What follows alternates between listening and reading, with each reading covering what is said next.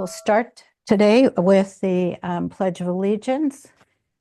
I pledge allegiance to the flag of the United States of America and to the republic for which it stands, one nation under God, indivisible, with liberty and justice for all.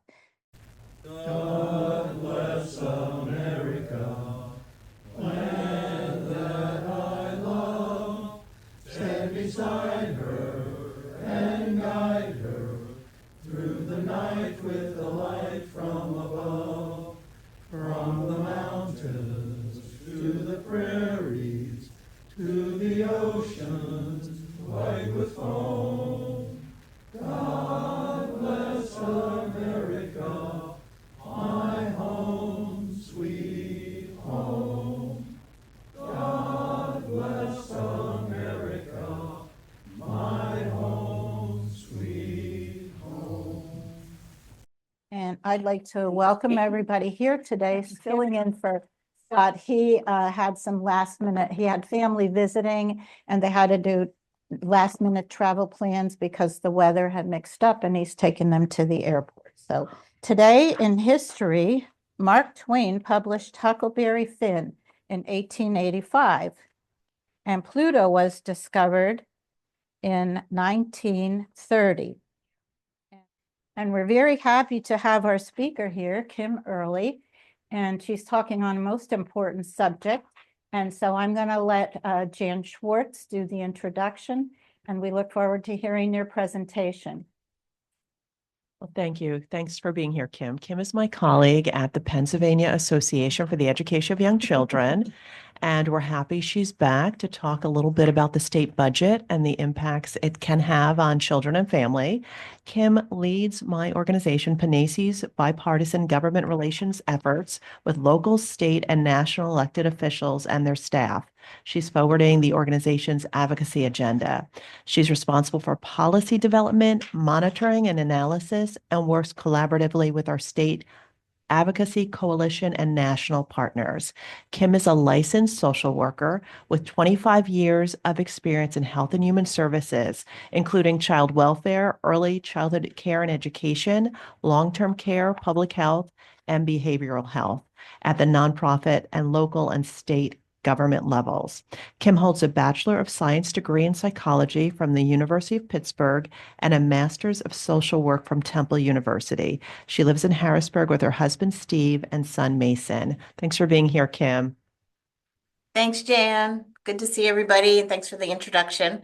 So thanks again for having me back, and happy to talk about early childhood care and education in Pennsylvania, where we are with the proposed state budget, and then how you can help us advocate for increased opportunities for children and families. If you have any questions throughout the presentation, feel free to stop me, or you can hold them to the end. It really doesn't matter to me. I'm pretty informal. So I'm gonna just give you an update or refresh your memory on who PennAEYC is. So we are a statewide organization of, we're a nonprofit membership organization of over 3,000 early childhood care and education professionals. We are the Pennsylvania affiliate of the National AEYC, and we have 10 chapters throughout Pennsylvania, and we are one of 52 affiliates throughout the country, and there are nearly 60,000 members nationwide. So of the 10 chapters, though, there is one in Lehigh, Northampton chapter, which Jan is involved in, and maybe a few others of you are. And so we're happy to work with all of our chapters across the state, and really appreciate their support in our mission and vision. So PennAEYC's mission is to be an effective voice for high quality early childhood care and education. And we do that through several different ways: policy development, advocacy, and professional development and supports for the field of early childhood professionals. And our vision, is that each and every Pennsylvania family has access to high quality, affordable early childhood care and education opportunities for their children, and that it's provided by a profession that is valued, well compensated, and supported. So that's really what we do every day, and really embodies our involvement with the Early Learning Pennsylvania Coalition. So to get really specific about our advocacy and public policy work, and Jan sort of touched on this, our organizational goal around advocacy and public policy is that we serve as a leader and a trusted, effective partner in early childhood care and education policy, and advocacy to our members, our colleagues, members of the General Assembly, members of the administration, so the Department of Human Services, the Department of Education, and then also to our congressional delegation. And so we hope that being a trusted leader and partner, that we are affecting progress on the policy goals that we have outlined. And those policy goals are listed here. So we have 6 of them. We just updated our public policy agenda for 2025, 2026. And so these are our listed goals. First and foremost is improving compensation for early childhood professionals. This is something that we've been focused on for a while, and so it's really top of mind and is needed for the profession, and also fits in line, obviously, with our mission and vision. And second, another policy goal is increasing equitable access to developmentally appropriate, high quality, affordable childcare, particularly for infants and toddlers, and that is provides more stable cost-based payment to providers, so that providers can be made whole at the end for the care that they provide.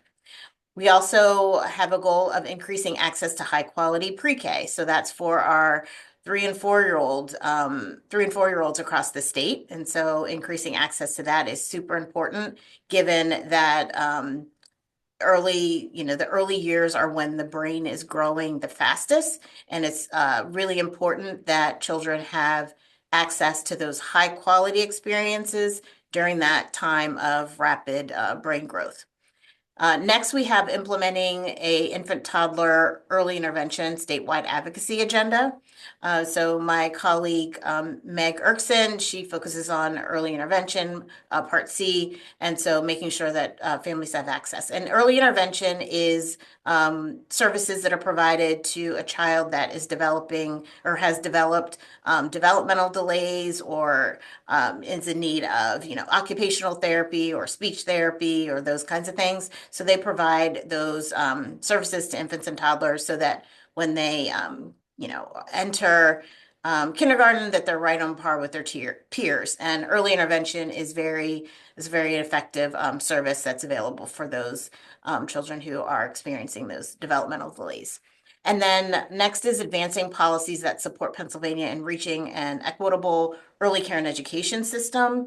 And lastly, supporting high quality experiences and early childhood care and education programs and school districts for children through grade 4. And next, just to give you an overview of Early Learning Pennsylvania and how that fits in with PennAEYC.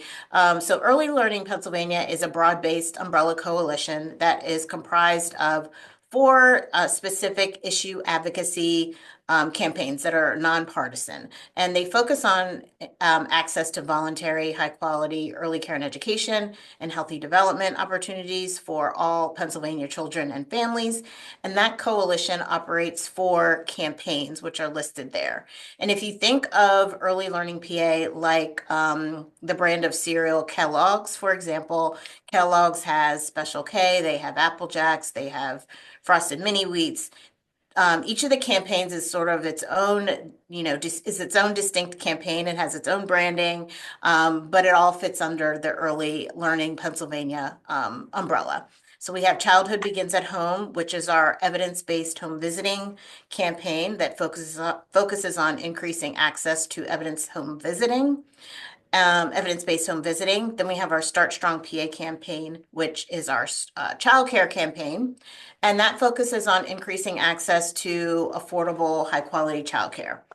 Next, we have our pre-K for PA campaign, which focuses on increased access for high quality, publicly funded pre-K for our 3 and 4-year-olds.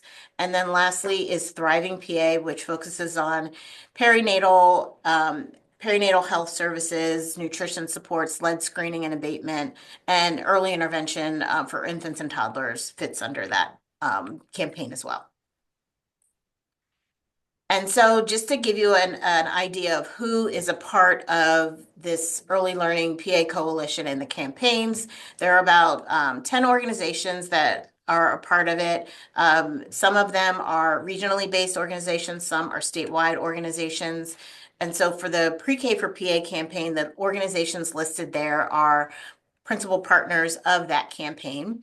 And some of them, as you'll see, like United Way of Pennsylvania, is a statewide organization, Pennsylvania Partnerships for Children, Pennsylvania Head Start Association, PennAEYC, Mission Readiness, Fight Crime, Invest in Kids. Those are all statewide organizations. And then like First Up, Children First and Trying Together are regionally based.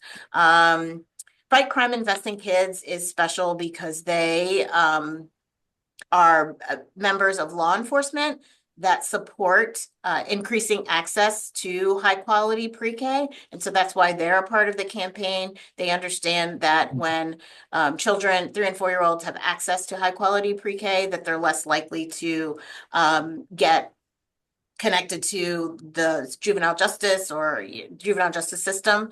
And then Mission Readiness are those military leaders that also understand and support increasing investments for high quality pre-K as well. And knowing that, we need a military that is educated and ready to serve, and that high quality pre-K helps us get to make sure that we have a military that is prepared. Next is Start Strong PA, which is our childcare campaign.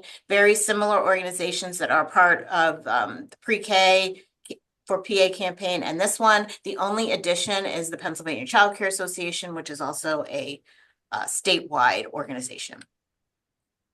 And then the principal partners for the Childhood Begins at Home campaign are listed there. They're a little bit different than the other 2 campaigns, but some are, again, regionally based and some are statewide organizations.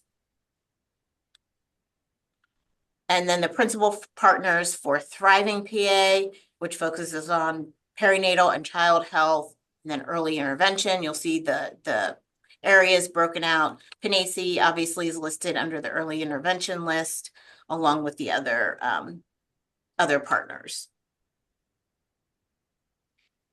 So you'll probably recall in the news earlier this month that the Governor Shapiro released his proposed state budget for 25-26.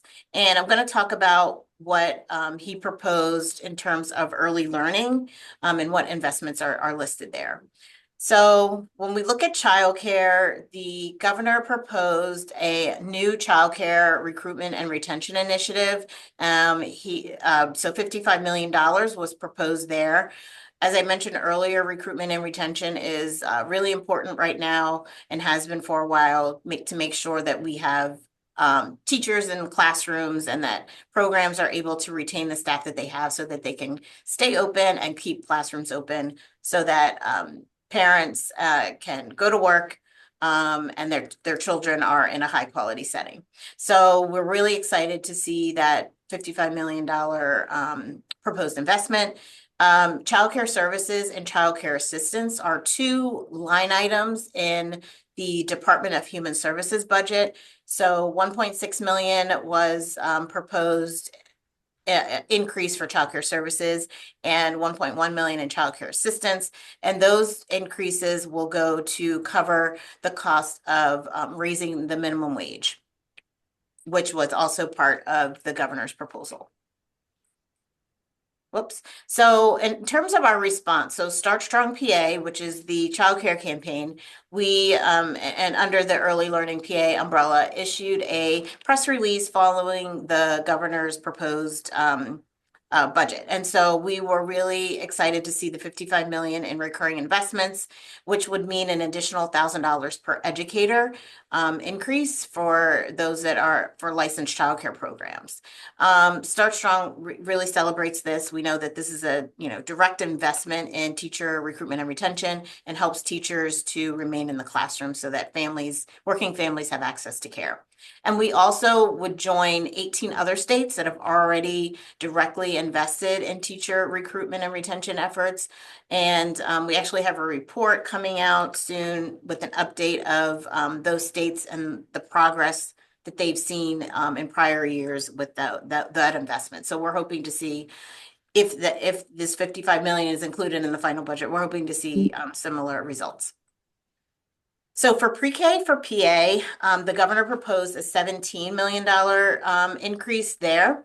15 million would go to a rate increase that would help to recruit and retain staff, which is pre-K counts classrooms are seeing similar recruitment and retention issues. And then the remaining funds will go to maintain the current program. Head Start Supplemental Assistance Program was unfortunately level funded.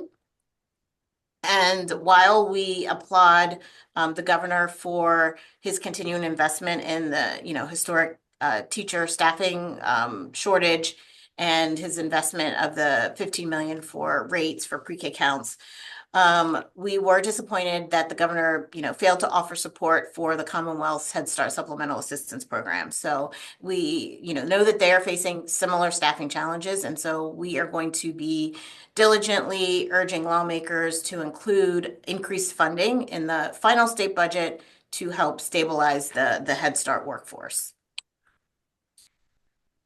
So then the governor also proposed some increases in early intervention. So for early intervention for infants and toddlers, there was a $16.2 million increase. And then for early intervention Part B, which is for 3 to 5 year olds, was a $14.6 million increase.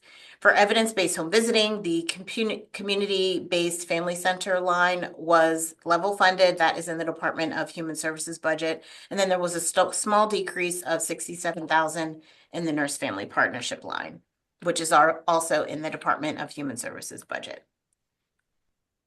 So ways that you can help advocate, knowing all of this information around the state budget. There are opportunities to get involved. One is to very easily is to join the Start Strong PA campaign. You can join as an individual. You can join as an organization. We send some emails very sporadically. Usually it's when we're asking you to help us advocate for something. For example, we did a petition this fall where we had over 5,000 individuals support or ask the governor to put in funding in his proposed budget for recruitment and retention. So that's that one option. You can also follow the campaigns on social media, and those links are there on the screen. You can participate in action alerts. As I mentioned, petitions, you'll also get notified of those. Helping to or writing a letter to the editor or an op-ed around the issue of investing in early care and education is also super important, especially when you're talking about your local community. And then engaging families, your board of directors, your local employers, all of those folks in your community that rely on early learning programs in order to function. It really is a big part of our economy, across the state and our local economies, because without childcare, other sectors rely on childcare. And so without childcare operating at the way that it should, other sectors have difficulty operating in the way that they need to as well. So we do have 2 opportunities to do some advocacy. If you're able, you can either scan this QR code that's on the screen, or you can go to startstrongpa.org and go to the Take Action button and basically say thank you and help us say thank you to Governor Shapiro for including 55 million in his proposed budget for childcare teachers. We've been thanking him ever since the budget proposal, so we encourage you to help us thank him as well for that.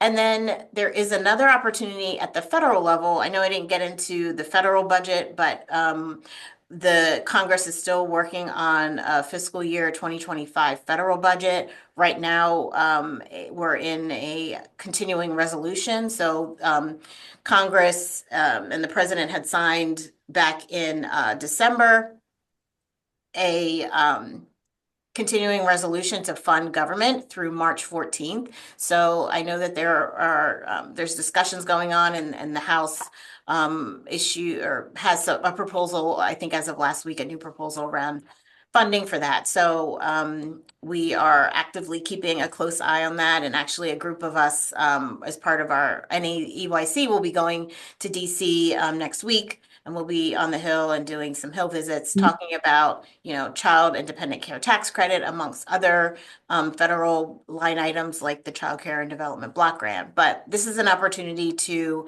make sure that Congress either expands or enhances the value of the child and dependent care tax credit. This is the only federal tax credit that is specifically designed to help families offset the cost of childcare.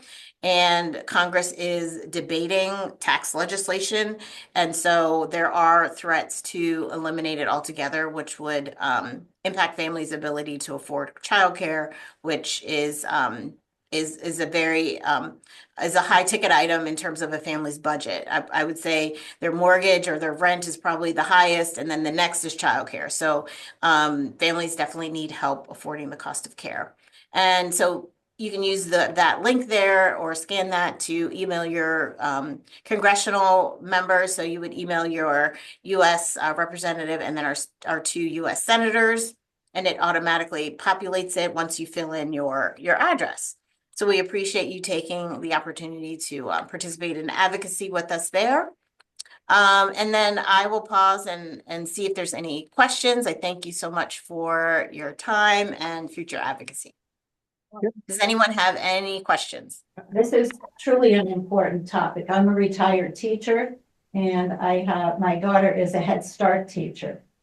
So this is something that we know is very important, and I appreciate the fact that you gave us so many ways that we can advocate, because it's definitely something we can do. And so you will be going to Washington? Yeah, it's our public policy forum. So our national organization, NAEYC, has a public policy forum every year. And so it begins on Sunday, and then we have a Hill Day on Tuesday. So we have a team of about 29 early childhood education professionals that are going, and we will be visiting the entire congressional delegation. So we have meetings with Senator Fetterman's office, Senator McCormick's office, and we're also going to be meeting with all the U.S. reps too. So sharing the same message, and they'll be sharing their stories as professionals in the field. So we're really excited. And Jan will be joining the team, or a part of the team as well. And I know we have members from the region that are, I can't think off the top of my head, but there are professionals from the Lehigh Valley that are attending. They're going to be meeting with Congressman Bresnahan. And Rep Ryan McKenzie. Yes, exactly. Right, in District 7, who just won. So I'll be meeting with him, and Kim Bastian from the Pennsylvania Child Care Association will also be with me at that meeting. But Kim has been busy these past few weeks, really scheduling all those appointments for the 29 PA people that will be going. And it's a really beneficial conference to be able to share with our legislators the value of early care and education and its impact, the funding impacts on Pennsylvania.